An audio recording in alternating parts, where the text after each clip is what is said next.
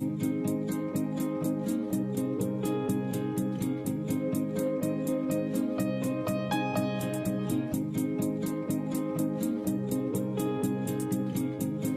Gardens, the epitome of bland and boring English outdoor space. However, they're also a well-used social hub throughout the summer. The first part of the campaign is an IKEA makeover of selected pub gardens across the country.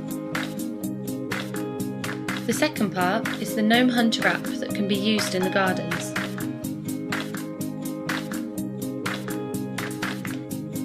It's an augmented reality-based app. It uses the smartphone's camera to detect the IKEA items in the garden. This means that gnomes can pop up, hiding under or crawling over the furniture before then disappearing.